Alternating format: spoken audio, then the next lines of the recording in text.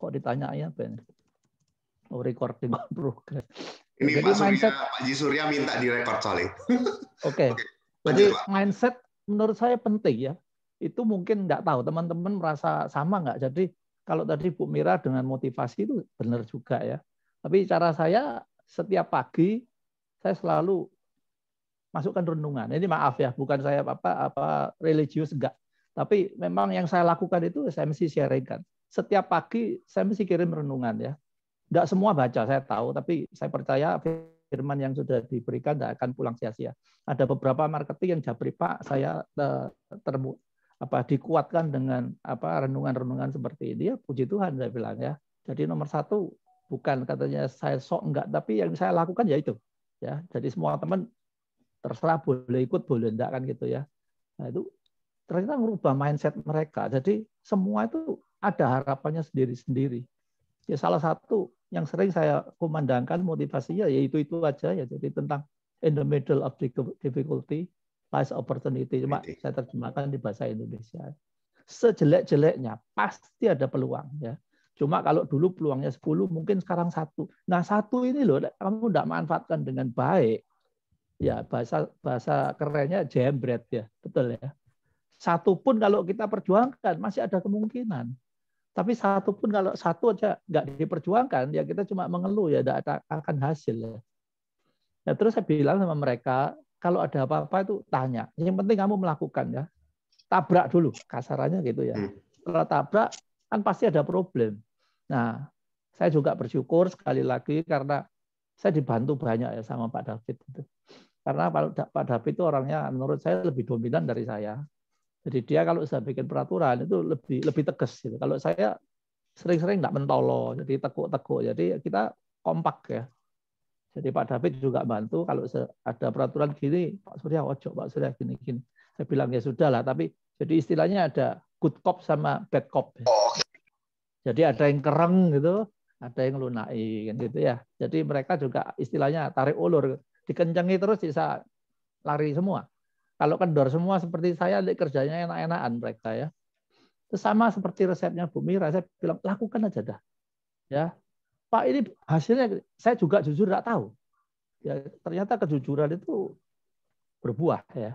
Kalau saya sok-sokan, oh ini pasti kenyataannya enggak. Saya jujur, saya sendiri tidak tahu loh ya. Tapi kalau kita tidak melakukan sesuatu ya, kita malah tidak dapat kemungkinan.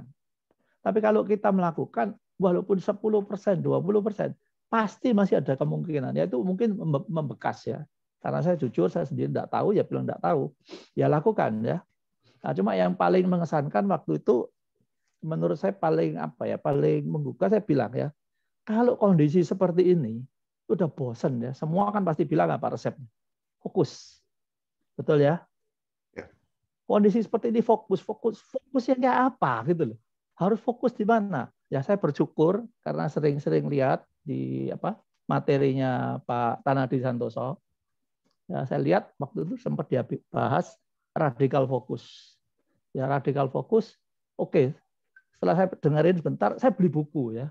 Jadi bersyukur saya itu senang baca ya. Saya langsung ke Gramedia, saya cek ada cuma berapa? 60.000 atau berapa? Saya pelajari. Ya supaya apa? Kalau memimpin meeting jangan bingung loh ya, jujur memimpin meeting itu bingung. Materi yang dikasih apa ya? Kalau enggak pikirnya mereka ini prinsipalnya ini cuma ngomong tok ini ya. Ya ada teori cuma ada praktek. Saya bilang buku itu bagus ya, radikal fokus. Jadi kalau mau saya kasih sharing covernya ya. Jadi radikal fokus itu membuat kita betul-betul enggak cuma fokus ya, tapi betul-betul radikal. Dan ini saya terjemahkan, saya buatkan template-nya, saya bilang oke, semua perlu di radikal fokus. Nomor 1 apa? Listing. Karena waktu itu kita lagi mau galakkan secondary ya. Jadi listing saya suruh meta nih. Saya suruh sorting istilahnya. Sorting dibantu Pak David. Oke, diupdate. Update ke vendor pasti ya. Diupdate. Nah ini yang paling penting ini. Karena menurut pengalaman saya, orang jual maupun beli. Ya ini bukunya bagus ya. 89.000 sekian ya. Ini buku bagus ya. Tidak semua bisa kita ambil, tapi tidak kerangkanya. Saya yakin semua prinsipal pasti bisa mensarikan apa yang cocok untuk kantornya masing-masing. Saya tidak ambil semua. Ya, tapi istilahnya cukup keren ya, cukup bombastis gitu ya. Saya bilang listingmu tolong dipetani, difokuskan secara lebih radikal, dikelompokkan. Ya, jadi setelah ini alamat rupiah itu jadi penting. Terus komisi saya suruh tulis berapa persen. Langsung dikalikan di Excel. Saya nggak mau pakai 3 miliar, nggak mau 3 miliar ya 3,000 sekian. Supaya mereka tahu komisinya tuh kalau ya, saya nggak ngajari serakah, saya bilang. Saya nggak ngajari kamu serakah, tapi kamu jangan juga berharap apa yang belum kamu di tangan, tapi kamu juga boleh berharap targetmu ini nggak kecil-kecil loh, gede-gede nih. Misalkan ada listing yang 10 miliar kali 2,5%, 250 juta, biar mereka kelihatan. Karena saya yakin kalau kelihatan itu pasti semangatnya beda ya. Jadi kalau dikumpulkan apalagi di bawah teng gitu si A, tahu-tahu komisi itu Pak, ini kalau terjual semua ini yang ngomong kosong. Kalau terjual semua saya sekian Pak komisinya. Bunyinya sudah M. Nah, sekarang tinggal diprotoli gitu loh. Kalau 50% berapa? 10% berapa? 5%, angkanya tuh waduh. Jadi yang lupa kalau ditarget di awal tahun tuh rasanya dikasih target kan, aduh kok berat Pak. Tapi begitu lihat angka itu kan mestinya dengan sendirinya ini calon yang bisa masuk ke saya kalau saya betul-betul fokus kan gitu ya. Nah dari sekian itu saya suruh utek-utek lagi, diutek-utek ya. Saya suruh update di kualifikasi. Mana yang kita betul-betul sudah di bawah pasar karena sensitivity-nya sekarang kan price ya. Jadi harga pasar tok nggak cukup. Jadi saya suruh cek di mana-mana di internet, di temen, ini sebetulnya harga di bawah pasar sampai 20% mana? Itu yang saya sebut istilahnya radikal fokus. Cuma penyampaian ke vendor ini jadi sangat-sangat rentan, sangat-sangat kritis ya. Jangan sampai vendor itu merasa, kok aku terus yang diploroti gitu. Jadi ini kita ajari tekniknya gimana. Ya bahasanya nyampaikannya dengan empati. Jangan pernah bilang menurut aku, menurut pandanganku, pengalamanku. Buang semua. Pak, Ibu, ini kondisi pasarnya seperti ini. Jadi listing kita itu bersaing dengan ini. Jadi secara mental mereka kita siapkan, karena saya yakin keputusan menjual itu nantinya bukan di harga. Vendor siap enggak melepas dengan harga itu. Ya, secara mental itu penting banget. Itu pengetahuan saya ya. Kalau mentalnya enggak siap, terjual pun mungkin dia dalam hati nyesel lah, memaki-maki ya. Aduh kurang ajar ya marketing ini, aku di gini sampai akhirnya terjual. Apalagi kalau ya maaf ya ada marketing yang lain, biasanya kalau saya lakukan ngebom ya. Lu kok laku cuma segitu? Saya sebetulnya punya buyer yang bisa jual gini. Nah ini kan kesannya belakangan nggak bagus. Kita dapat closingnya tapi nggak dapat hati dari vendor. Ini yang saya sering ulang-ulang. Ya kamu jualan, kamu kerja, nomor satu dapatkan hatinya klien, pembeli maupun penjual. Nah, setelah itu kamu dapat, dia otomatis melepas sendiri dan tidak bisa dibom. Ya, tidak bisa tuh ada marketing. Sudah kasih tanda jadi belum? Oh belum. Aku punya ini kadang-kadang bisa goyang. Nah, setahu saya kalau mentalnya sudah siap, dia akan menepis sendiri. Oke, terima kasih kamu punya penawaran. Tapi dalam hatinya dia bilang kamu cuma bisanya ngomong doang gitu. Ya ini mungkin tidak banyak disadari sama tim ya. Jadi setelah saya kasih pelatihan bagaimana menyiapkan mental vendor untuk bisa jual di bawah harga pasar, tentunya ya itu dengan persetujuan dia dan dia sudah sadar betul kalau kompetisi penjualan seperti ini dan dia memutuskan iya, bahkan kadang-kadang dia minta pendapat. Kalau menurut kamu harus dipasang di harga berapa? Dan itu yang ternyata yang terjadi ya. Ya dari radikal fokus itu banyak bantu saya. Ada beberapa nanti jadi setelah minggu ini dikerjakan nanti Bapak Ibu bisa baca sendiri. Minggu depannya di roll lagi, di roll over lagi. Oh ini sudah bagus, kondisinya ternyata masih sudah ada respon. Dikembalikan ke vendor.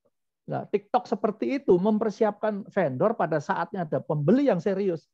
Dia memutuskannya tuh mantap. Ya, jadi saya banyak belajar dari radikal fokus terus terang, terus langsung kita praktekkan dengan cara kita sendiri.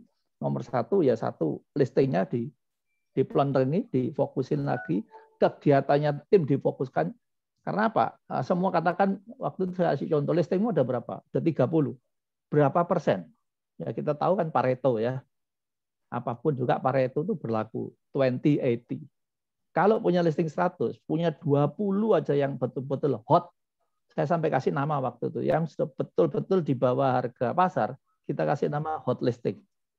Yang normal kita bilang sellable listing. Jadi harganya pasar di bawah sedikit. Ya. Yang masuk saya bilang cuma available. Kalau kamu mencurahkan waktu untuk yang available, maaf, ya panjang, bukan tidak diurusin ya. Tetap diurusin tapi dengan usaha yang cuma 20%. Sebaliknya tadi yang 20% di atas, usaha kita, dana iklan kita, waktu kita, fokus kita, kasih 80%. Jadi 80-20 itu betul-betul kita terapkan. Ya setelah radikal fokus, kedua pakai Pareto. Mereka kita kasih tahu nih contohnya di supermarket. Ya, tidak semua barang itu stoknya sama. Yang fast moving supermarket itu nggak bodoh, stoknya pasti banyak. Yang lakunya kecil, paling-paling cuma stok 1 biji, 2 biji oke. Apotek juga, spare part ya. Dengan kasih contoh gitu mereka juga iya ya. Ternyata yang saya pegang semua ini banyak dosa ini kalau nggak laku. Otomatis mereka mau dikualifikasi mana yang hot listing, mana yang sellable, mana yang available. Nah, available yang pelan-pelan ditingkatkan, dikondisikan untuk naik ke sellable. Kalau bisa, kalau mereka siap, baru saja berubah lagi ke hot. Tidak semuanya berhasil. Ya, saya katakan tidak semua berhasil. Tapi kembali lagi, kalau kita berusaha untuk menyiapkan mental, itu bisa dapat 10-20% klien seperti itu tambahan kemungkinan closing. Mungkin dari saya itu dulu. Luar biasa. Ini buat rekan-rekan marketing mungkin yang mendengar ini kayak dapat free coaching ini langsung dari Pak Suryadinata. Thank you, Pak. Mantap. Ya. Kita masuk ke Bu Mira. Gimana kalau Bu Mira, versi Bu Mira ini? Wow, saya kira tadi Pak Surya tuh teknis ya, bagaimana para marketing itu langsung diajar, ayo loh kita fokusin nih barang-barang kita nih, gitu ya. Nah kembali lagi nih, kalau saya kan timnya memang sangat variatif ya, dari yang tadi ya, dari yang 20-an sampai yang 50-an tim saya. Dan saya meletakkan agama itu, kenapa saya nggak mengirim motivasi dari kitab suci gitu ya sesuai dengan agama saya, tidak, karena tim saya itu Bhinneka Tunggal Ika, jadi agamanya semua ada, 5 agama kita yang ada di Indonesia ada di tim saya semua. Jadi saya sama sekali tidak boleh memposting apapun di grup kita yang berbau-bau agama sara, tidak boleh ya. Jadi saya punya 2 grup, satu grup channel, satunya lagi grup listing. Nah, di grup listing inilah yang baru kita bicarakan tadi seperti yang teknisnya Pak Surya katakan. Semua listing-listing di situ. Kadang-kadang saya kelompokkan di situ yang menjadi hot listing. Tetapi yang ingin saya sampaikan hari ini adalah, pertama, apapun agama kita, pasti kalau sampai saat ini kita masih ada di sini, masih bisa berbicara dengan semua teman-teman, itu karena pasti Tuhan yang Allah yang Maha Kuasa memelihara kita. Ya, Allah yang Maha Kuasa memelihara kita. Itu poin buat saya. Nah, sekarang bagaimana Allah yang Maha Kuasa itu menawarkan kepada kita keselamatan. Artinya yang ditawarkan keselamatan supaya kita sekarang memilih untuk tidak terlalu keluar jalan, membatasi jalan keluar, menyempitkan penyebaran COVID ini. Demikian juga apa yang saya lakukan, saya meniru dari apa yang Allah berikan kepada saya.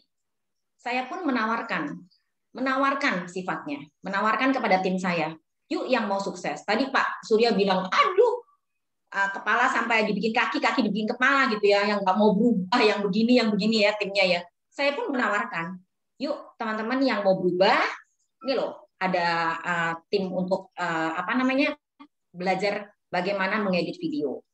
Buat teman-teman yang mau memasukkan hot listingnya, yuk kita koyokin rame-rame. Semua teman-teman yang punya portal, ayo kita harus naikin listing ini semua supaya kita tetap bisa jualan. So that's why kenapa kantor setiap bulan pasti tetap bisa jualan, karena memang yang mau artinya kembali penawaran ya, yang mau silahkan. Yang mau listingnya untuk dijual, ya mari kita bergabung bersama-sama. Itu satu sifatnya, penawaran. Jadi kembali kita kan bersama dengan tim itu bukan karyawan yang kita gaji, yang harus nurut apa kata kita, kan enggak gitu ya. Jadi tetap saya hanya bersifat penawaran. Tugas saya adalah bagaimana merangkul mereka, membantu mereka, memberikan motivasi buat mereka. Nah, yang kedua, dalam situasi 2 tahun terakhir kita tahu persis bahwa properti ini sedang dalam situasi trennya menurun, ya, menurun yang cukup signifikan. Ada yang 10%, 20%, bahkan 30%. Ya, di Jakarta terasa sekali. Di trade area saya terasa sekali dia punya tren properti menurun. Nah, ketika saya tahun lalu ditawarkan sama Pak Daniel, Pak Surya bilang, Bu Mira, ayo mau dibikin kalender meja dari XMI. Saya termasuk salah satu yang diajak untuk menulis quotes di situ. Saya merenung, saya berpikir, waduh, ini trennya lagi menurun. Mau tulis apa gitu ya? Situasi kantor lagi nggak bagus. Mau nulis apa? Tapi saya dapat inspirasi. Ya, saya pikir properti naik atau turun, siapa yang paling untung? Anda semua, termasuk saya. Broker yang paling untung. Ketika properti lagi mau naik, semua orang berlomba-lomba beli properti. Betul nggak? Takut keburu naik lagi, takut keburu naik lagi, takut keburu naik lagi. Pernah ada momen saya satu developer yang jual properti 5 biji naik, kemudian 5 lagi naik, 5 lagi naik. Ada yang pernah sampai kayak gitu di zaman edan kan? Tuh, ya. Kemudian saat situasi sedang menurun, sedang lagi konsentrasi, trennya menurun harga properti, siapa yang paling untung? Broker lah. Kenapa? Kita tinggal 11 usaha, tawarkan semua. Ini hot listing, ini barang murah. Nggak mau ambil sekarang, nggak tahu kapan lagi naik. Bisa lagi 6 bulan lagi, bisa bulan depan, bisa 1 tahun lagi. Kita tidak pernah tahu properti itu kapan lagi akan naik. Tapi kalau memang sekarang lagi murah, ambil. Time to buy, waktunya beli. Jadi saya akhirnya menulis quotes itu di kalender. Properti naik ataupun turun, broker properti yang paling untung. Jadi itu tips dari saya. Nah, akhirnya ya kembalilah secara teknis mungkin nanti bisa jadi satu mata kuliah lagi ya untuk para marketing ya. Bagaimana mereka juga tetap harus memperkaya pengetahuan mereka gitu ya. Memperkaya juga pengalaman mereka ya.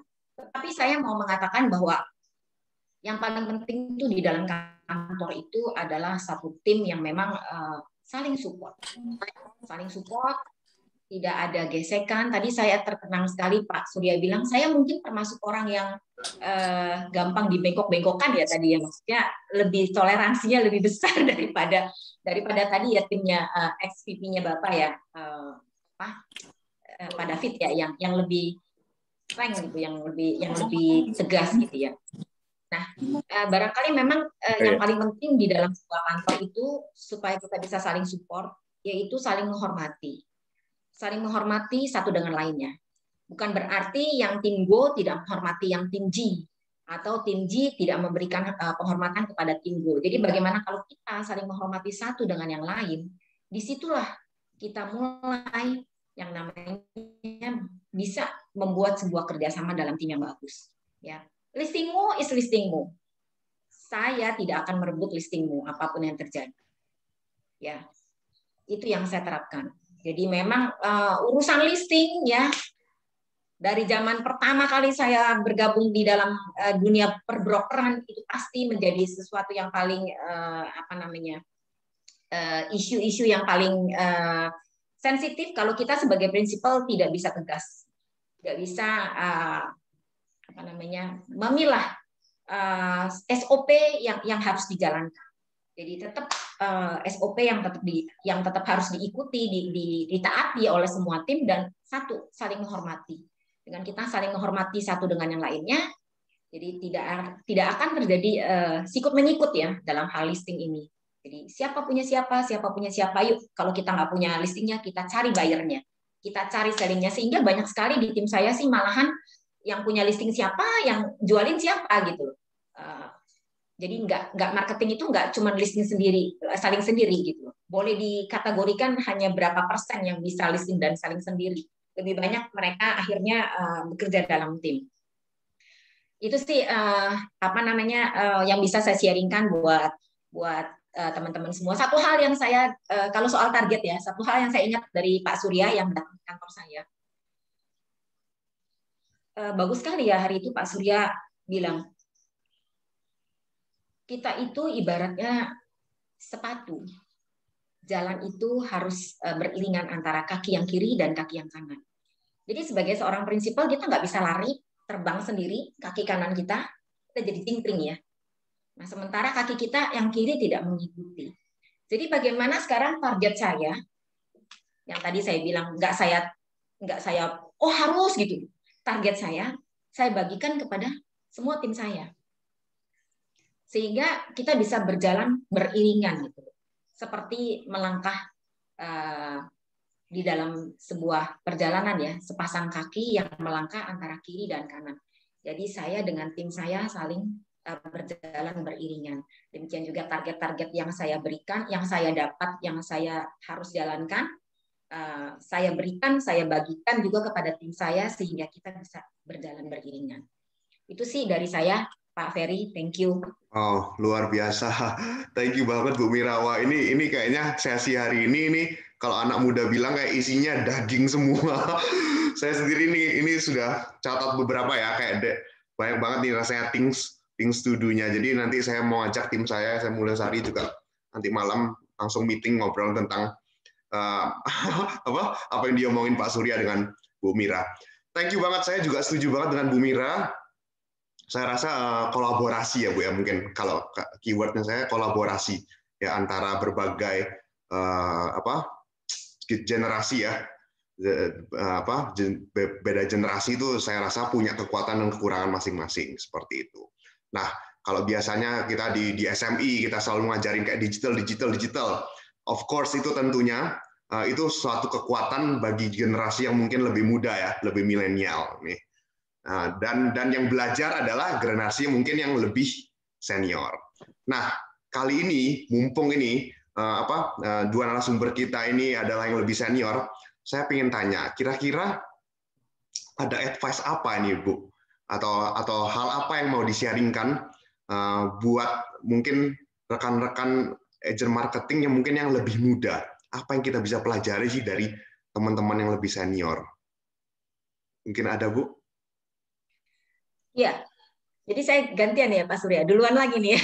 Saya balik-balik. Kan kolaborasi ya Pak Surya. Kolaborasi. Jadi buat teman-teman tim yang junior, ya, seperti saya sebagai seorang ibu, jadi tetap walaupun anak saya lebih pintar dari saya, anak saya itu lulusannya S2. Saya sendiri baru lulus S1. Jadi kalau saya lulus S2, anak saya pasti S3. Jadi tujuan mereka sekolah lebih tinggi itu cuma satu, mengalahin mamanya katanya. No, bukan itu. Tetapi artinya sekalipun yang mau saya sampaikan adalah sekalipun mereka sekolah tinggi, mereka tetap butuh ibunya. Butuh untuk teman untuk bicara. Apa sih? Oh, pengalamannya dari mama mungkin berbeda dengan pengalaman dia bersama dengan teman-temannya. Jadi apa anak-anak muda yang bisa dipelajari dari teman-teman semua yang senior? Saya malu nih disebut senior, jadi rasanya tua banget gitu. Jadi pengalaman yang bisa kita sharingkan. Kedua, marilah kita seperti juru selamat saya ya, Yesus ya. Kebetulan saya Katolik. Apa sih yang diajarkan oleh Yesus?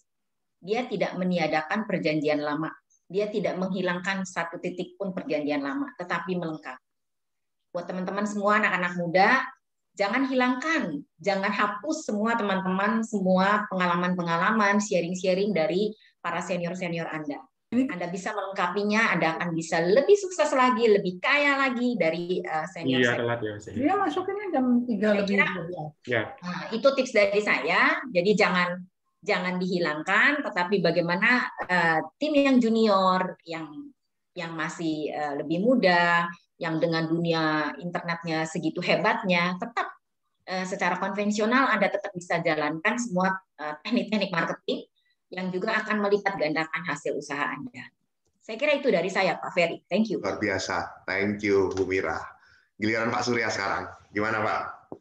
Nah, ini yang paling yang lebih milenial nih, yang kalau selama ini kan kalau digital itu kan selalu yang ngajarin itu kan yang lebih muda pasti. Nah, ini saya balik deh. Apa yang anak-anak muda itu bisa pelajari dari Pak Surya? Ini jujur aja yang paling berat ya, pertanyaan berat, jawabnya pun juga berat ya. Karena saya itu termasuk orang yang bisa saya harus ahli dulu. kasarannya gitu ya. Kalau saya ahli, saya mimpin meeting, saya bicara itu full confidence. Tapi kalau saya enggak ahli, terus masih gagap-gagap gitu, meeting untuk mimpin meeting tema-tema seperti itu, saya betul-betul kehilangan power ya, kehilangan energi, bahkan semangat itu untuk mimpin meeting itu lemes gitu. Jadi itu problem terberat buat saya. Dan saya harus harus menyadari itu loh. Kamu enggak bisa seperti ini. Kalau Bu Mira kan tadi sudah punya patokan langsung ya. Enggak selalu kita tuh lebih pintar dari yang di bawah. Lah saya itu percaya diri banget, jadi ngomong pun bisa lantang ya, suaranya semangat. Kalau saya itu ahli. Nah di bidang ini kan terbalik gitu loh ya. Asal teman-teman asal tahu aja ya kenapa saya enggak confidence. Tahun 83 itu programmer masih kena dihitung sama jari. Ya, walaupun saya dari teknik sipil, saya salah satu programmer Surabaya. Ya, bisa dibayangkan ya. Dengan kemampuan waktu itu coding segala macam dari sipil saya mesti belajar accounting, information system sampai bisa bikin software komputer untuk pabrik-pabrik, untuk bank itu karena saya ahli. Tapi itu sejarah ya. Setelah itu kita barusan tahu kalau kita tuh bahkan install download aplikasi aja di handphone cari anak waktu itu ya. Cari anak minta tolong dan anak saya selalu guyon. Cik, jangan deket-deket papi, Cik. Pasti hari ini tanya banyak. Ya, jadi itu enggak enak banget ya. Betul-betul enggak enak dari orang yang sangat mampu, bahkan dulu programmer itu kena dihitung jari. Ya, saya ahlinya salah satu. Tapi sekarang jangan ngomong. Ya, zaman berubah, saya enggak bisa ngikutin ya, terus terang. Jadi itu paling berat. Cuma saya diingatkan lagi pada saat pembukaan kantor kita ada renungan doa. Waktu itu pendetanya khotbah sama saya ingat ya. Dia bilang kamu buka kantor. Jadi intinya di situ renungannya diambil dari Matius 4 ayat 19 tidak salah ya. Tentang mari ikutlah aku dan kamu akan kujadikan penjala manusia. Waktu dia bilang sama Simon Petrus ya. Ini betul-betul merasuk di saya. Jadi firman itu kembali. Kamu terus sudah ngajak orang, sudah ngerekrut orang, rekrut tim. Artinya apa? Suksesnya dia itu tergantung sama kamu. Kalau kamu masih terbelenggu dengan problemmu sendiri, kamu nggak fair. Itu beban buat saya. Saya berdoa Tuhan, saya harus apa gitu loh ya. Ya sekali lagi saya bersyukur dilengkapi karena Pak David itu dia yang nangani digital. Dia sampai beli gimbal sendiri, belajar sendiri. Dia asalnya juga nggak terlalu ahli ya bikin video. Sebisa-bisanya dia bikin. Saya salut ya sama David. Saya terima kasih banget karena di satu kelemahan saya dia yang muncul, dia yang bantu. Ya, jadi saya waktu itu betul-betul digugah sama firman tadi. Marilah kepadaku, akan kujadikan. Jadi prinsipnya setelah ikut di kantor saya harus menjadikan dia tuh sukses. Itu beban ya. Nah, padahal untuk menjadikan itu butuh ngajar, butuh mendidik ya, terus melatih, menguatkan, menolong. Jadi saya terpaksa juga sedikit-sedikit akhirnya belajar. Setelah belajar, saya kasih contoh. Seperti tadi radikal fokus, saya tidak cuma ngomong, saya kasih contoh, ini loh listingnya seperti ini, kualifikasinya gini, syaratnya gini. Jadi kalau itu saya barusan confident. Nah digital terus terang saya dibantu sama Pak David. Tapi terus terang XMI bantu banyak. Jadi setiap ada training, nggak peduli umur berapa, saya ikut ya. Ngerti nggak ngerti pokoknya melok. Ya, ngerti nggak ngerti melok. Suwe-suwe biar keplek ya ngerti juga ya. Harus gini, harus gitu. Pokoknya dablek kayak mungkin yang ngasih training ya bosen ya. Sing tanya ya ini ya sing tuwek ya. Tapi ya itu kenyataan hidup. Ya jadi tidak mudah ya. Kalau Bu Mira masih lebih, saya lihat masih lebih. Saya betul-betul waktu itu stuck, berhenti macet. Bayangkan orang kalau nggak confident, kalau nggak ahli, terus suruh ngomong, rasanya kayak apa? Nggak gampang. Untuk merubah saya sendiri itu nggak gampang. Saya sampai harus kayak apa? Ya? Untung Firman tadi mengingatkan, pokoknya kamu sudah tanggung jawab setelah rekrut orang, ngasih tes DISC, macam-macam interview, itu tanggung jawabnya di kamu. Ya itu yang menggerakkan saya untuk berani keluar dari zona yang nggak nyaman sama sekali. Sama sekali nggak nyaman. Ngomong yang nggak ahli. Ya untung sekali lagi dibantu sama XVP saya tuh banyak bantu itu. Ya kurang lebih seperti itu lah Pak. Luar Digital biasa. memang digital ya. Saya ya dikit-dikit jadi gatel gitu. Tapi Pak Ferry, saya menanggapi Pak Surya nih ya. Ya, silakan, Buat Bu. saya luar biasa sekali ya untuk senior Pak Surya, supaya kita punya diskusi lebih hidup gitu loh.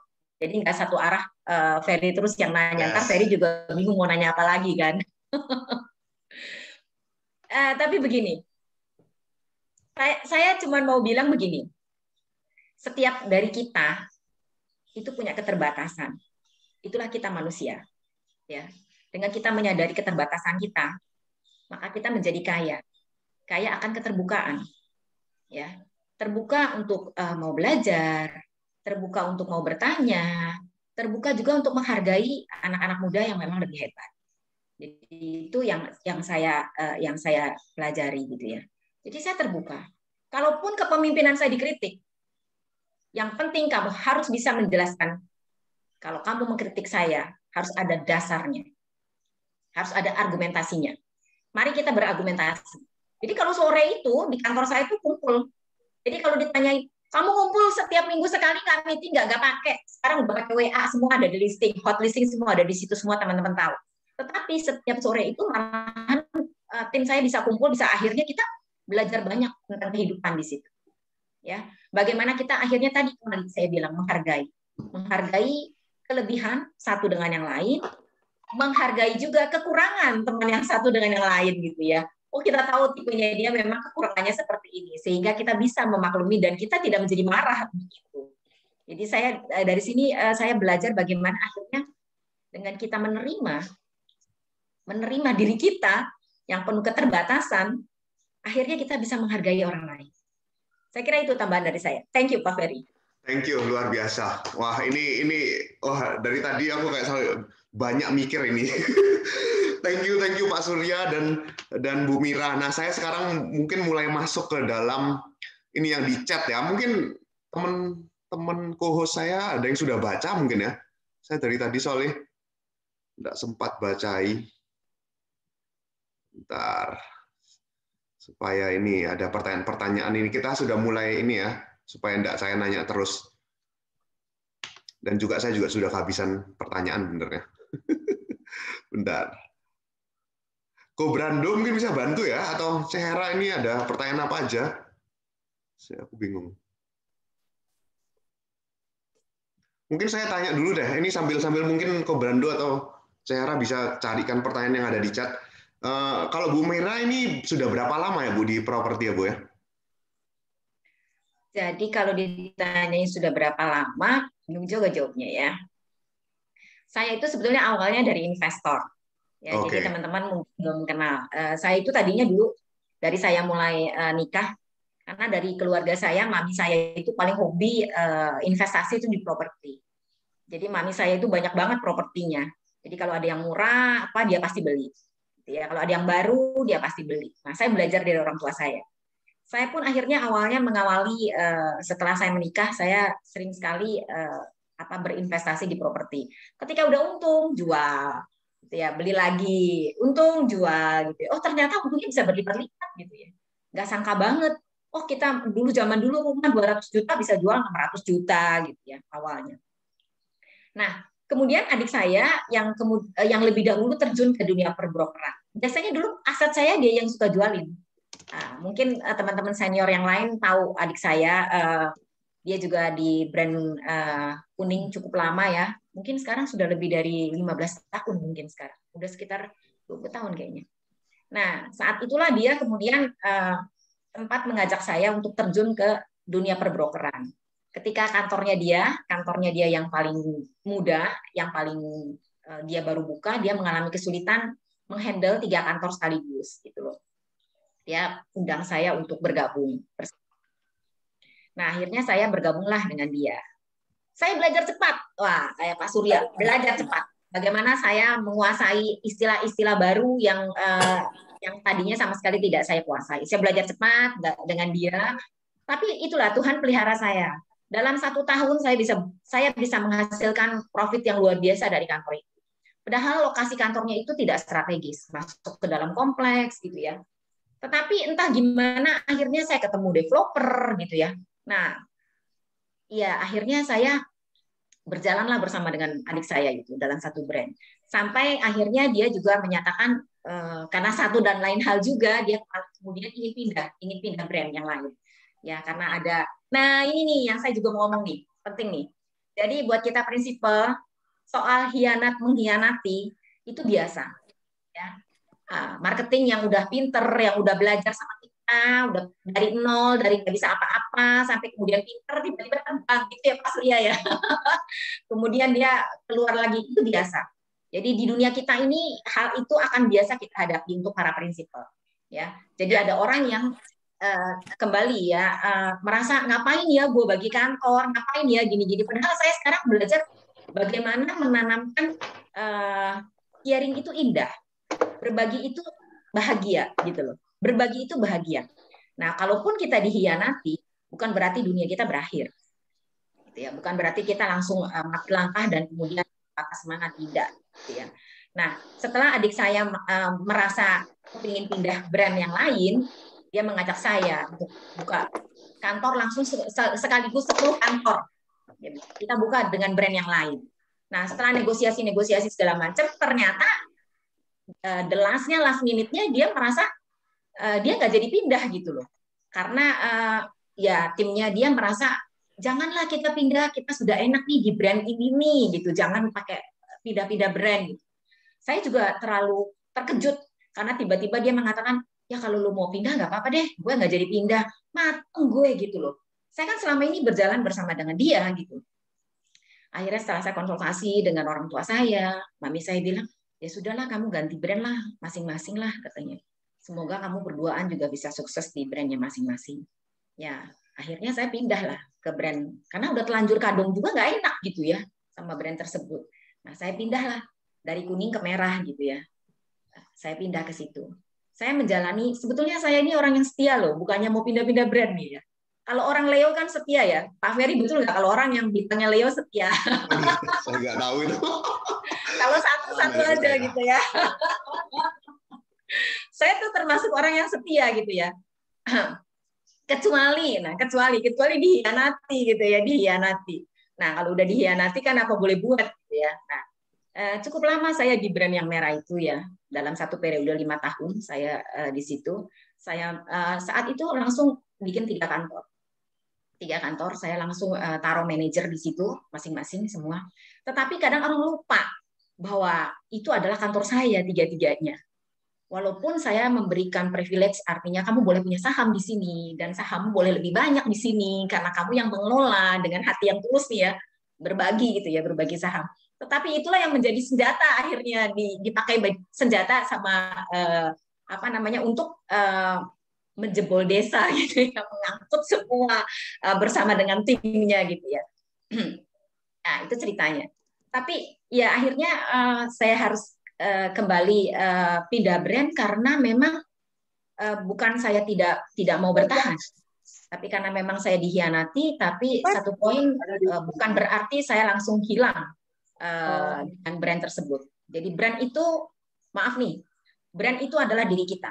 Bagaimana kita melayani orang, bagaimana kita menjaga nama baik kita, bagaimana kita jalan baik dan benar di dalam kehidupan kita, itulah brand kita. Itulah brand yang akan melekat di dalam diri kita. Maka mohon maaf, ketika saya pindah ke Xavier Max, mungkin di Surabaya Xavier Max itu sudah begitu kayak Indomaret gitu ya. Saya kan waktu itu survei, oh di sini Xavier Max, di sini Xavier Max. Di Jakarta Xavier Max itu belum ada gitu. Belum ada kantornya. Terus bahasanya susah lagi, Xavier Max gitu ya, panjang gitu ya. Orang-orang kan dengernya susah gitu. Waduh, mateng saya nih. Bagaimana saya membranding dengan brand saya yang baru nih ya. Tapi ya itu dia, alhamdulillah ya, puji Tuhan, orang-orang cuma bilang gini, gue nggak tahu lah Mir, lu mau pakai brand apa, gue tanya lu Mir, katanya gitu. Itulah yang saya pelajari. Oh ternyata kalau kita jalan baik dan benar ya, artinya dengan koridor yang benar, brand itu melekat dalam diri kita. Brand apapun kita, kalau kita jalan baik dan benar, Tuhan akan jalanin tuntun kita. Dan semua customer kita nggak ada satupun ibaratnya yang lari. Jadi tadi kalau Pak Surya bilang, Bu Mira langsung segini, itu karena customer kita yang lain repeat order. mereka akan kembali memanggil kita, tolong deh, Bu, lu yang jualin ya, Bu, gitu. Demikian juga saya menanamkan kepada tim saya. Ayolah, pokoknya kita berbagi aja, memberi aja, nolongin aja. Mau kita dihianatin kayak, mau kita nggak dianggap kayak nggak apa-apa.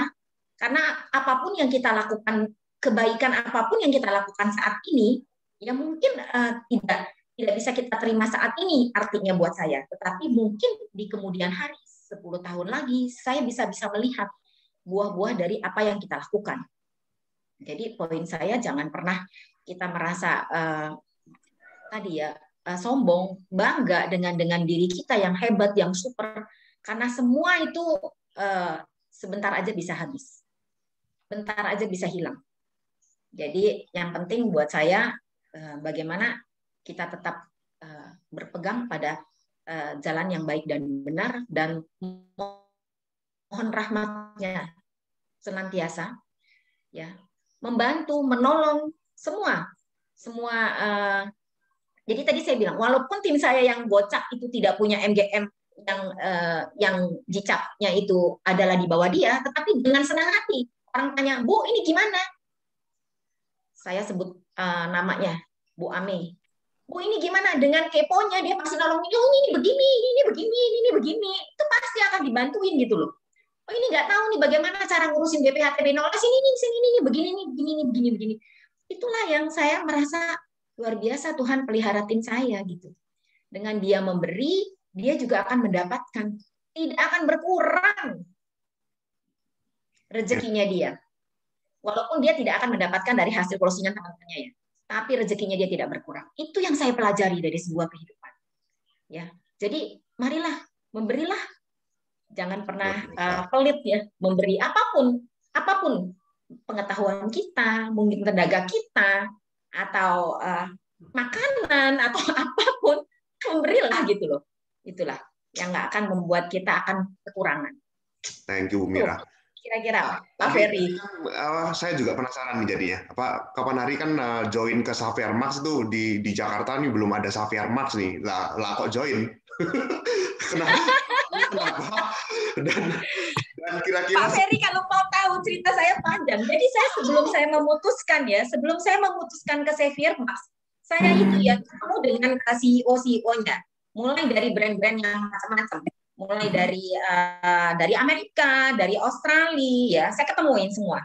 Saya duduk dan itu tadi Pak Surya, saya sharing dengan tim saya. Saya siapa tanpa tim saya? Ya kan saya kan udah punya tim. Jadi saya sharing, saya bikin kolom. Ya brand A, ya kelebihannya ini, kekurangannya ini. Brand B ini. Saya paparkan semuanya. Saya tanya semua sama tim saya, gimana nih teman-teman? Apa kita mau tetap pakai aja brandnya Mira Property itu, atau mau tetap pakai franchise, atau mau bagaimana? Saya konsultasikan, saya komunikasikan dengan tim saya. Bahwa akhirnya dengan yang ini, saya mesti 1 tahun nih, dapat lagi ada tuh satu. Erwin ada nggak nih SM First Bekasi? Ada. Satu yang ngomongin saya tuh. Dia yang ngomongin saya. Dia bilang, Bu Mira, ini ada nih brand 1 dari Surabaya. Lagi hebat sekali. Mau nggak katanya? Saya kirimin nomornya Pak Daniel. Daniel mana? Saya bilang gitu. Itu bekas dari tempat ibu juga. Saya bilang gitu. Titik Andra gitu. Iya. Saya kenal, saya bilang gitu. Mamanya saya kenal kan dulu mungkin kita pernah naik panggung bareng-bareng, saya bilang gitu ya. Cuman memang mungkin pas saya baru masuk, Ibu Chandra tuh pas di tahun terakhir gitu loh. Jadi mungkin hanya 1 tahun kita bersama-sama. Oh saya tahu, saya kenal, saya bilang gitu, saya tahu. Dikasihlah tuh nomor teleponnya sama siapa? Si Erwin tuh. Mana Erwin nih? Kompor meleduk dia tuh. Wah, kompornya Erwin ini. Kok Erwin ini? Siap, saya Erwin. siap. Tuh kan siap tuh. Nah, kemudian dia yang mengenalkan saya. Kemudian saya kontaklah Pak Daniel. Pak Daniel tuh nggak nyautin saya loh. Sekali, 2 kali. Saya langsung bilang Mas Erwin, Win, ini gue WA nggak dicautin nih. Saya terus terang, saya paling males telepon langsung. Saya paling nggak mau nelfon orang. Karena buat saya nelfon orang itu mengganggu. Jadi kalau saya mau nelfon pasti saya WA dulu. Saya WA, kemudian baru saya telepon. Nah, terus saya tulis WA nggak disautin. Terus WA kedua nggak disautin. Saya bilang gini, Win, gue nggak disautin ya, jadi nggak masuk dalam kategori pilihan gue ya, saya bilang gitu. Oh, bentar Bu, ntar coba saya hubungin katanya. Nah, akhirnya Pak Daniel jawab saya. Pak Daniel jawab saya, terus bilang nanti di arrange waktunya untuk pertemuan dengan Pak Daniel itu lewat si Michael HW. Mana tuh si HW? Saya WA pun dia nggak jawab-jawab. Nah, ternyata saya WA pun dia nggak jawab-jawab. Rupanya di Surabaya tuh lebih pakai Telegram daripada pakai WA gitu ya. Sementara di Jakarta tuh kita semua pakainya WA gitu loh. Terus saya bilang, Pak Michael nih gimana, kapan saya arrange waktunya pertemuan saya dengan Pak Daniel? Saya bilang. Ternyata Pak Daniel, Pak Surya akhirnya silaturahmi lah ke kantor saya. Kemudian Pak Daniel dan Pak Surya presentasi apa bedanya XMI dengan brand-brand lain. Nah, setelah saya dapat benefitnya, setelah saya dapat apa bedanya, ya saya presentasikannya dengan tim saya.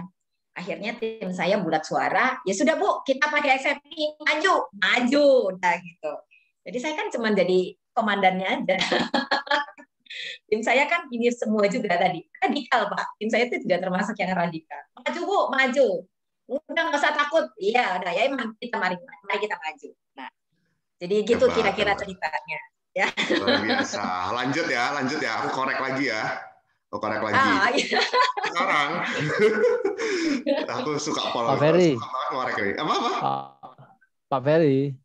Ya, saya Pak. mau ngasih tip ganti sama Bu Mira nih. Iya Pak. Ini ya. Silakan Pak. Pertanyaannya sama ya. Dari brand lama tuh pasti bilang Pak Surya mesti ingat loh ya. Kalau Surya Dinata itu identik dengan di Surabaya dengan brand lama. Betul, Pak. Sebaliknya brand lama itu identik dengan Pak Surya. Nah, terus teman-teman juga waktu saya kasih tahu bilang, Pak, namanya kok angel, Pak. Panjang lagi. Oh, saya bercandain, Bu, tapi Pak, ingat loh, Pak. Ibu, panjang dan lama. Ketawa deh. Jadi nggak boleh marketing, nggak boleh kehilangan akal. Panjang, lebih enak toh, Pak. Panjang dan lama. Bercanda Bu. Iya. Ya, nanti saya akan ke Pak Surya juga ya. Saya mau korek Pak Surya juga. Nah, ini balik lagi ke Bu Mira ya. Nah, setelah sekarang sudah join Xavier Marks ya, ini moment of truth. Kira-kira tadi kok Erwin perlu dilemparin batu atau dikasih hadiah itu? Oh enggak dong, Erwin tuh mesti dikasih penghargaan. Oh, dikasih penghargaan ya, wah luar biasa. Wah, mesti dikasih penghargaan. Kompor beleduk. Kompornya luar biasa. Nah, kira-kira alasannya kenapa, Bu? Ya, pertama yang mesti kita mesti secara fair ya, secara objektif ya harus kita sampaikan. Mungkin Pak Surya juga merasakan hal yang sama ya dari brand lama. Kalau kita di Xavier Marks ini dikunjungi bukan cuma ngunjungin buat kopi-kopi cantik, tapi dikunjungi bagaimana ditanya kesulitannya apa, terus apa yang bisa dibantu. Kadang-kadang kan kita sebagai prinsipal, ya lu taunya apa sih, kan gue yang jalanin. Susah senangnya kan gue yang jalanin setengah mati. Tapi dengan perubahan era yang begitu 2 tahun terakhir ini begitu dahsyat, saya kira XMI sangat membantu dalam dunia digital. Kalau saya justru bersyukur, kalau saya tidak berubah, kalau saya tidak pindah kantor, kalau saya tidak ganti brand saya masih akan menjadi orang lama yang sangat old fashion, yang sangat konvensional, yang tidak akan melihat peluang-peluang baru di dunia digital. Jadi saya merasa bersyukur. Itu bedanya. Jadi mereka mengunjungi saya dan kemudian memberikan coaching yang baik ya. Terus akhirnya saya juga butuh kreativitas juga ya Pak Surya ya, untuk bagaimana menerapkan di dalam kantor kita yang tadinya sangat konvensional. Dengan gaya-gayanya ya begitu aja, pasang banner, open house. Saya pernah 1 hari open house 10 unit di brand saya yang lama. Tapi hari gini open house siapa yang mau datang? Udah nggak mungkin kan jualan pakai open house lagi, rasanya udah nggak bisa gitu loh. Satu-satunya jalan ya kita memang mesti berubah, ya. Bikinlah foto-foto yang bagus, pakai Viva Video, bikinlah video yang bagus, belajarlah edit sana, cari tim SMI yang bisa ngajarin edit gitu. Jadi saya kira memang saya bersyukur lah lewat sebuah peristiwa yang begitu besar di dalam hidup saya bersyukur saya ternyata mau dituntun sama Tuhan di arah yang lebih baik gitu ya. Jadi kalau ditanya bedanya ya beda banget. Si Erwin apakah mesti disambit sama batu? Dikasih roti kayaknya nih mesti. Ntar kita jalan-jalan bareng ya kan. Ntar gue ngomongin roti. Oke, thank you banget Bu Mira. Nanti ditunggu sama Ko Erwin itu ya penghargaannya. Saya pengen. Ya, oke, silakan Bu Ratna. Oh ya Bu Ratna. Bu Mira, ini pertanyaan buat Bu Mira sama Pak Surya. Dari semua proses yang sudah Ibu jalanin ya, ada mungkin ini pertanyaan dari XP yang lain juga sama marketing. Di sini kan juga ada marketing, ada supervisor dan lain-lain. Saya nggak tahu di tempat Ibu atau di tempat Pak Surya, apakah ada guidance atau ada petunjuk untuk teman-teman atau persyaratan lah untuk teman-teman yang mau membawa temannya lagi. Kan kadang-kadang kan kita sering bilang, oh member get member, itu ya Bu ya. Nah, apakah ada persyaratan dari teman-teman yang mau membawa atau asal bawa aja, asal masuk atau karena kan ini kan membuat jangan sampai tim Ibu yang sudah solid ini nanti kemasukan kuman atau kemasukan apa segala itu dan yang lain gara-gara cuman dijanjiin 721 akhirnya mereka ajak aja yang masuk. Nah, untuk menjaga kesolidan dari tim Ibu Bu Mira sama Pak Surya, apa yang menjadi term and condition-nya untuk teman-teman marketing lain atau tim lain untuk membawa temannya? Satu, ya Bu. Satu, mereka harus ikut training dan bayar. Oke. Kalau mereka cuma abal-abalan, cuma mau ilmunya dari kita doang, cuma mau pelajaran dari kita doang, tapi tidak mau belajar, saya langsung cut. Nggak bisa. Jadi nomor satu, kamu harus ikut training di XMI. Dan harus bayar. Kalau kamu closing, dalam 3 bulan, duit trainingmu saya balikin. Saya lakukan, Bu. Saya lakukan. Jadi untuk tim saya yang baru 1 bulan training, kemarin closing, ruko, saya balikin komisinya termasuk uang trainingnya. Kalau dia mau ngambil MGM, artinya, saya bilangnya MGM ya Bu, tadi marketing dan marketing. Gitu ya. Persyaratan memang saya agak sedikit berbeda dengan tim yang Surabaya. Mungkin tim Surabaya kan sudah besar sekali ya, kantornya sudah banyak. Nah sementara kalau di Jakarta ini kan kita memang masih bisa dihitung pakai jari untuk kantor Xavier Max. Maka supaya tim saya bisa besar, supaya dia bisa jadi leader, ya dia memang harus merekrut. Tetapi tim yang kamu rekrut itu, kalau orangnya tidak serius, tidak akan menghasilkan duit juga buat kamu gitu loh. Percuma. Jadi kalau kamu mau rekrut, kalau kamu mau dapetin tadi Ibu bilang 721, ya rekrutlah orang yang benar-benar potensi.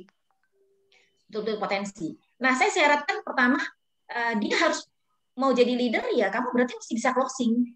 Kamu sendiri sudah bisa closing. Jadi kamu mesti bisa closing paling tidak 3. Closingnya itu bukan sewa, jual beli.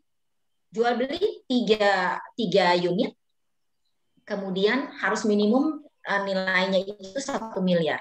Karena menangani orang yang 500 juta dan di atas 1 miliar itu beda.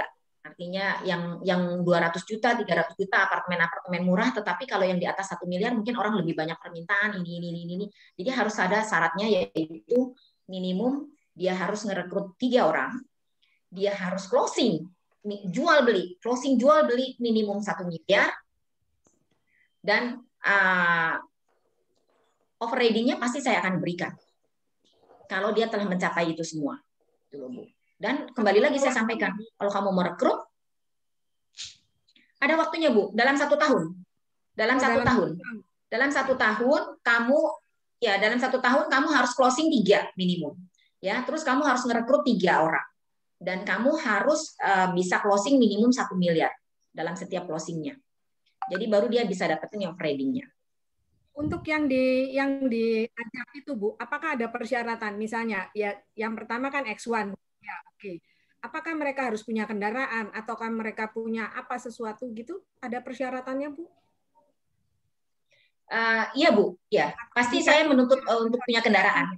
Ya, untuk punya kendaraan.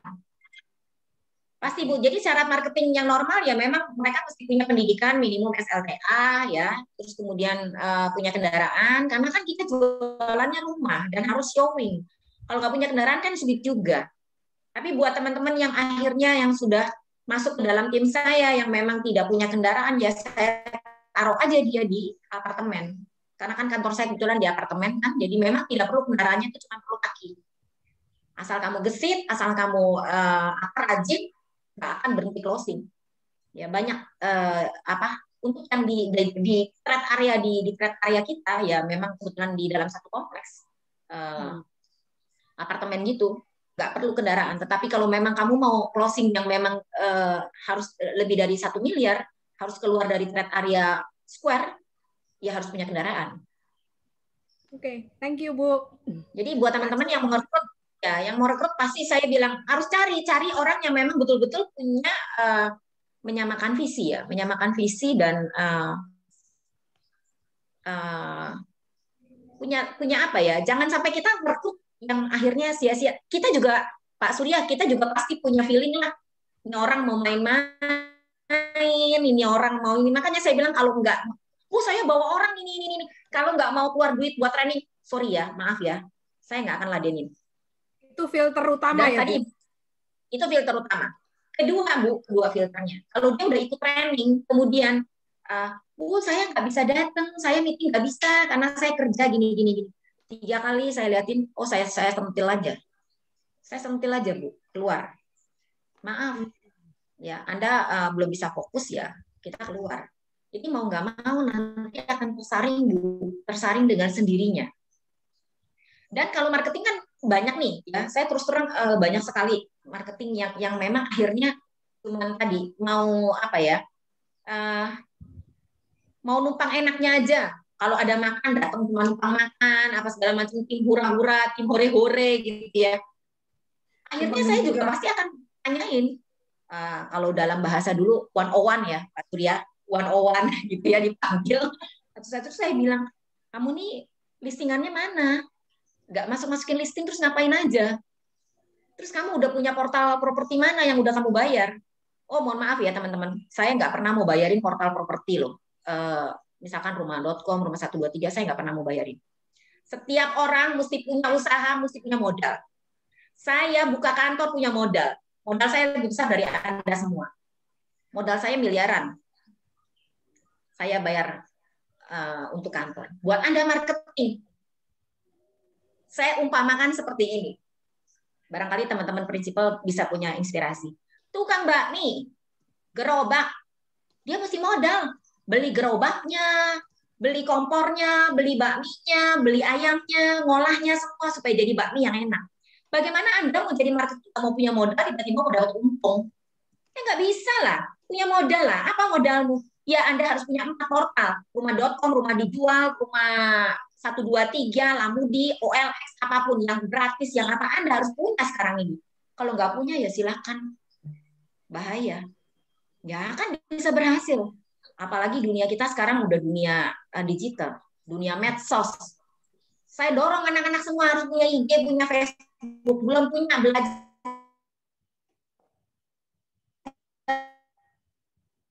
sama yang mudaan bagaimana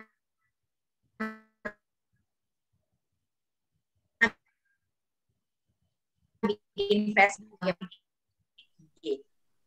Anda jangan cari dunia properti. Berarti Anda salah masuk jurusan. Jadi kalau mau jadi marketing properti harus punya karena apa yang kita tabur sekarang kita tuanya nanti bisa 3 bulan lagi. Hanya yang betul-betul dalam arti hoki aja ya dan yang bisa benar-benar bisa ngelisting langsung pasarin langsung bisa terjual nggak ada belum tentu secepat itu orang kan jadi bisa next time 3 bulan minimum ya jadi saya bilang Anda di kantong Anda kalau Anda Hokinya ini Bu kadang-kadang suka Maka saya bilang, jadi saya bilang nggak bisa. Kalau Anda sekarang situasi sebagai orang yang sangat kepepet, butuh setiap bulan biaya hidup, Anda jangan masuk ke sini. Berarti salah jurusan. Anda harus cari pekerjaan yang memang bisa menggaji Anda setiap bulan. Tapi kalau kita mau ngomong range 1 tahun berapa hasilnya, oh marketing saya itu bisa 300-400 juta hasilnya. Nenek-nenek itu Bu Ame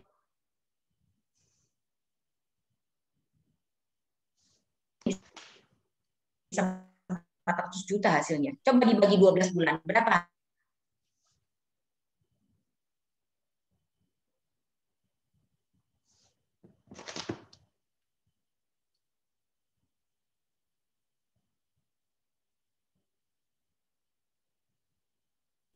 Coba kalau anak-anak muda, mungkin lebih berat berjuangnya. Meyakinkan customer, lebih berat kan? Tapi buat yang udah senior, wah. Sekali kita ngomong, mereka pasti percaya. Mungkin kan kita bohong. Barangkali bukan bohong beneran ya. Tapi bagaimana kita menyampaikan hal-hal yang positif dari listing kita ya. Tapi bagaimana kita akhirnya bisa lebih mudah dipercaya. Jadi tim teman-teman semua, tim yang go semua jangan takut. Ya, jangan takut. Peluang kesempatan untuk menjadi kaya di usia kita sekarang pun masih bisa. Masih sangat bisa. Pak Surya, silakan mau nambahin. Ibu Rata menjawab nggak saya pertanyaannya? Banget, Bu. Ini sampai di chat. Wah, menginspirasi, Bu, katanya, walaupun keras katanya. Thank you. Oke, mungkin ini waktunya nggak terlalu banyak ya, karena sudah lebih dari 1 jam nih, nggak kerasa banget ini. Mungkin kita punya waktu mungkin sekitar 8 menit aja ya. Mungkin dari Cera ada pertanyaan pilihan, Cera? Sebentar ya Pak Surya ya, Pak Surya. Sudah menyiapkan jawaban Pak Surya. Memang beda karakter ya. Dulu saya mungkin keras juga ya dulu ya. Cuman seiring bertambah usia itu kebapaannya ya bukan kebapaan, keengkongannya lebih besar gitu ya. Jadi lebih ya Bu. Waduh saya Ibu Tiri nih jangan-jangan. Terus terang saya dengar gitu ya terinspirasi ya. Tapi terus terang saya nggak mampu melakukan itu Bu. Itu memang benar ya. Ya coba ini tadi saya cek, untung ya vice principal kita hadir ya Pak David ya. Saya minta tolong Pak David dicatat bicaranya, nanti juru bicaranya Pak David aja deh. Ada Pak, terus terang nggak tega. Tadi saya minta di recording kok Pak, tenang Pak. Ada David ikut kok, Pak David ikut. Jadi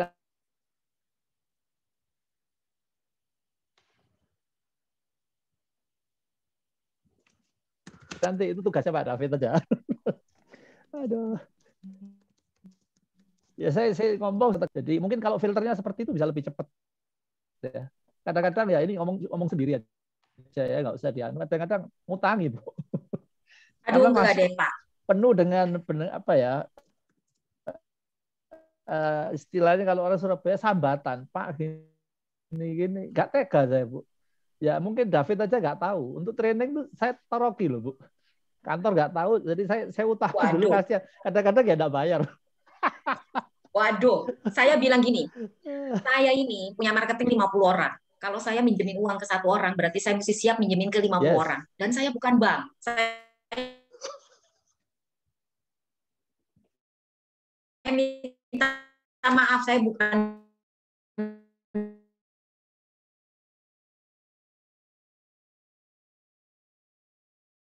bank. Saya karena saya kebijakan saya ini harus berlaku untuk 50 marketing saya gitu. Jangan sampai nanti saya dikomplain Pak. Aduh Bu Mira ngasih pinjam si ini kok nggak ngasih pinjam si ini. Nah, gawat saya. Dan nangis nggak Bu di depan Ibu?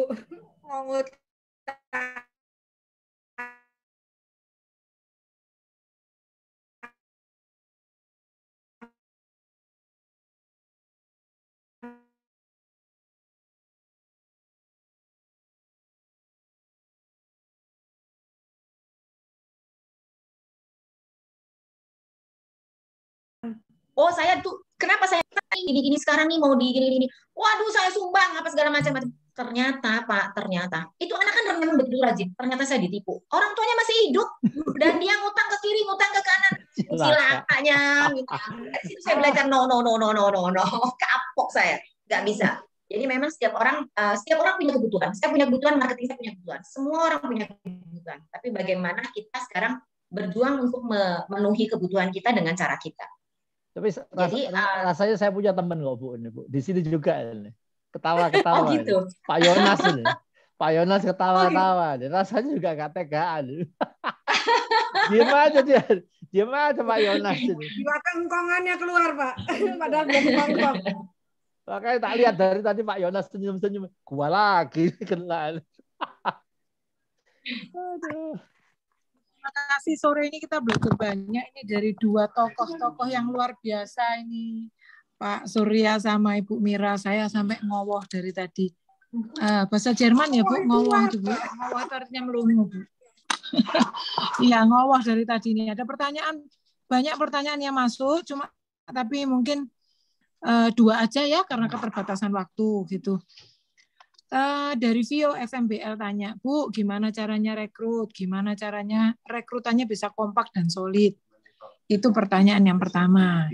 Yang kedua, saya pilih dari Pak Richard Chandra Grande. Open listing di kantor Ibu, apakah dipegang Ibu dan Bapak ya? Apakah dipegang oleh beberapa agent? Terus bagaimana aturannya? Mungkin dua ini aja mewakili ya, karena ada beberapa pertanyaan yang sepertinya jawabannya kita semua sudah tahu ya. Tadi ada yang tanya tips dan trik supaya bisa tetap jualan dan viewing di tengah pandemi. Tadi Pak Surya sempat sampaikan bahwa kondisi sekarang kan kita yang harus beradaptasi dengan kondisi. Nah, gimana caranya bisa tetap viewing? Pakai video. Seperti itu ya Pak ya? Gitu ya Pak Surya ya. Terus ada yang minta rekaman. Jangan khawatir, semua pembicaraan kita dari awal sampai akhir direkam. Jadi nanti kalau teman-teman ada yang membutuhkan, bisa nanti minta sama Ferry ya. Rekamannya ini tidak ada sensor ya Bu Hera ya? Tidak ada. Tidak ada sensor ya, apa adanya ya? Oke. Nggak bisa dibeli di toko bakaran Pak, hanya bisa minta Ferry aja. Anda mau nyensor dah? Ya, terutama sih dari Bu Mira ya. Saya sih luar biasa apa yang disampaikan oleh Bu Mira, luar biasa. Bukan berarti Pak Surya biasa, enggak juga. Karena sama yang disampaikan dari Bu Hera, dua tokoh hari ini buat saya bikin melongo, ngowoh ya. Enggak tahu Bu Mira, semoga ngerti artinya ngowoh itu apa ya Bu Mira ya. Bengong ya Bu, lebih tepatnya bengong gitu loh ya. Jadi apa yang disampaikan, karena saya belajar bahwa apa yang disampaikan tokoh kita hari ini berdua ini itu bukan berdasarkan teori. Ya, kalau saya lihat, saya pelajari bahwa apa yang disampaikan ini berdasarkan jam terbang. Jadi buat kita ini perlu belajar banyak karena jam terbang itu memang nggak bisa diakali apapun. Kalau baca buku mungkin bisa semua ya, tapi kalau berhadapan dengan situasi langsung jam terbang itu apa yang di-sharingkan itu seperti Ferry sampaikan daging semua, nggak ada tulangnya itu tadi. Gitu dari saya. Silakan Bu Hera tadi. Maaf, saya potong. Tadi ada pertanyaan ya. Buat Pak Surya mungkin tadi ya. Pak Surya atau Bu Mira tadi, Bu Hera?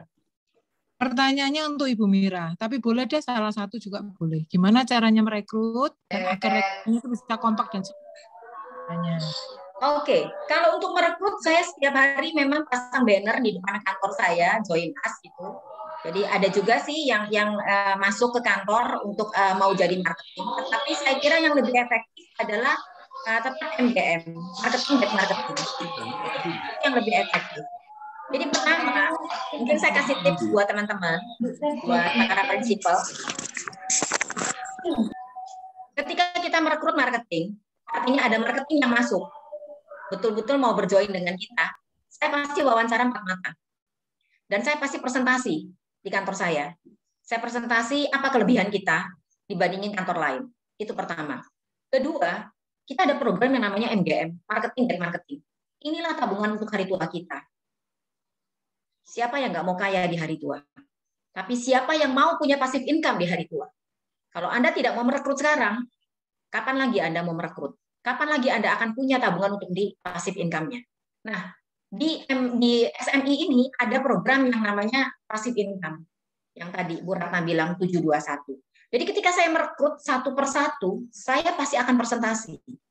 Makanya setiap marketing yang mau masuk, pasti saya akan siapkan waktu untuk bicara dengan saya 4 mata. Saya presentasi. Nah, disitulah kalau dia memang niat betul-betul mau punya passive income di hari tuanya, dia mau mempunyai tim di hari tuanya, ya dia akan merekrut. Jadi ada satu marketing saya yang saya sebut, nggak tahu dia ikut apa nggak di sini, Suke. Dia ikut sama saya itu dari Januari, tapi di Februari, di Maret dia sudah closing. Hadir, Dan Bu. Hadir, wah, terima kasih Suke. Kemudian dia juga merekrut, dia merekrut Carly, dia merekrut Henry, dan luar biasa yang dia rekrut dalam waktu 1 bulan setelah training, closing semuanya, luar biasa. Saya bilang, Suke, sebetulnya kalau mau bicara belum selesai nih perekrutanmu dan targetmu belum selesai. Tapi saya bilang, saya akan kembalikan saya akan bayar overriding kamu dalam 1 tahun ini ketika memang kamu sudah memenuhi target. Saya akan berlakukan surut. Jadi apa yang sudah di-closingkan sama Ali maupun sudah di-closingkan sama Henry, tetap OR-mu tetap ada. Tetap akan saya berikan ketika kamu sudah mencapai itu. Jadi jangan pernah saya ketika saya ketemu dengan marketing baru, ya presentasiin.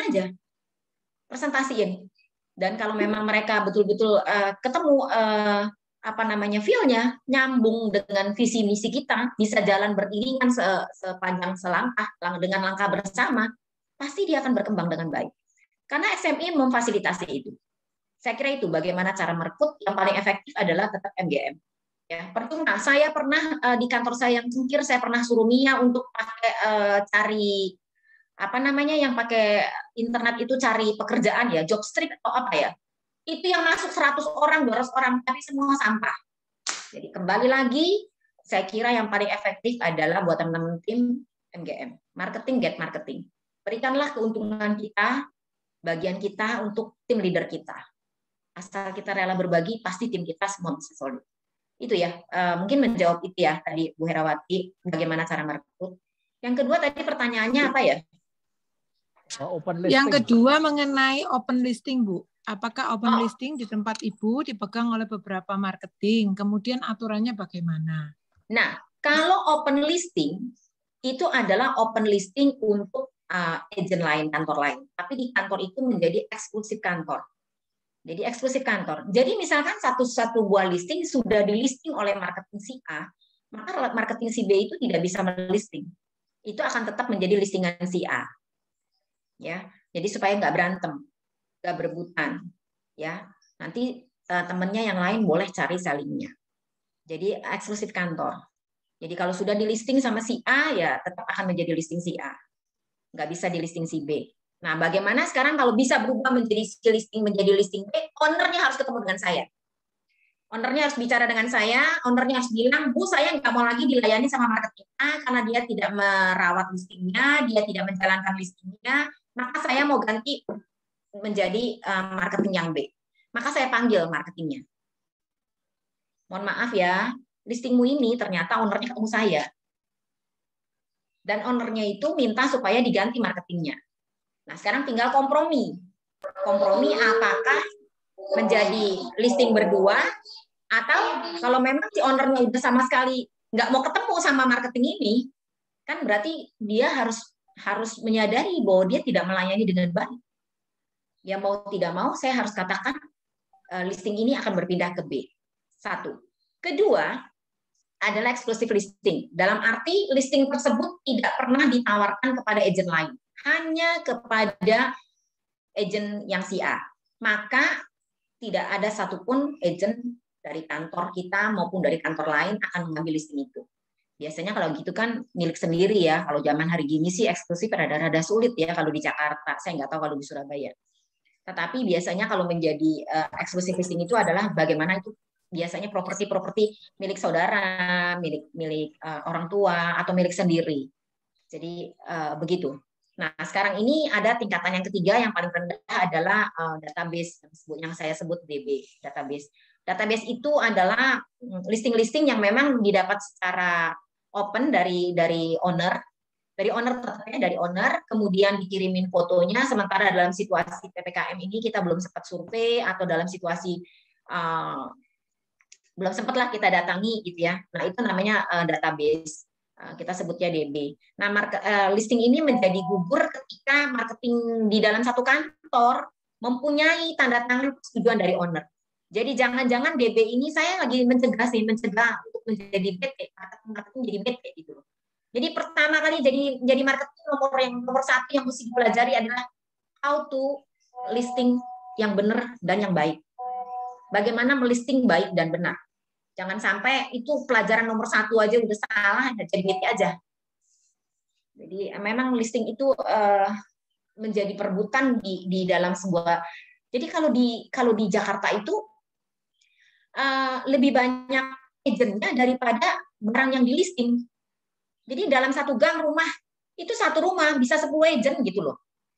Nah, bagaimana 10 agent itu 10 kantor. Jadi nggak bisa saya satu rumah itu ada dua agent yang memasarkan, kecuali memang dari awal dia berdua.